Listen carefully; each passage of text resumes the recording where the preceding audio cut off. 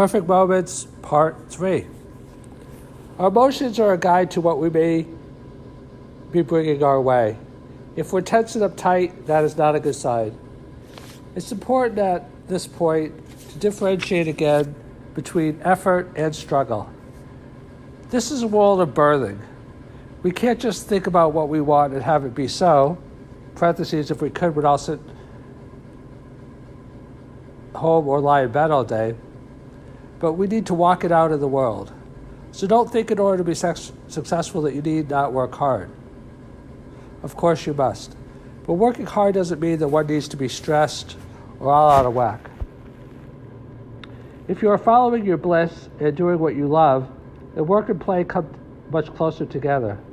If you don't love what you do, then maybe you should either try harder to love it, or like it substantially at a minimum, or, if this proves too difficult, trade it in for another line of work that you can feel really good about.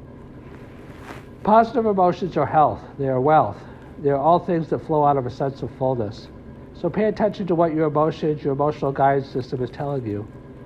If you can always move in a direction of feeling better and better, then you're on the right path. Now, positive emotions is not necessarily the same thing as pleasure, not by a long shot.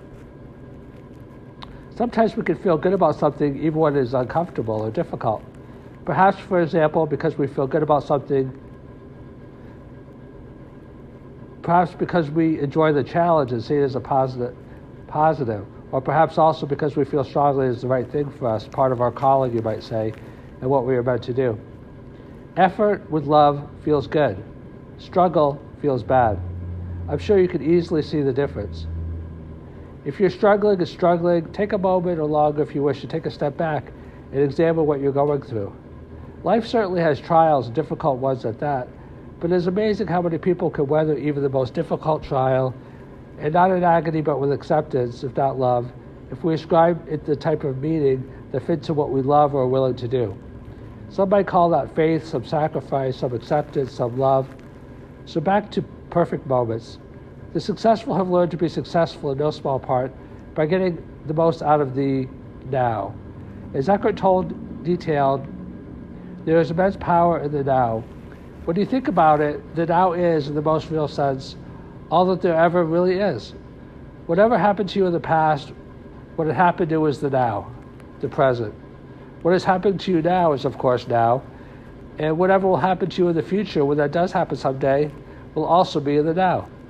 By definition, you can't ever live outside the present moment. How could you?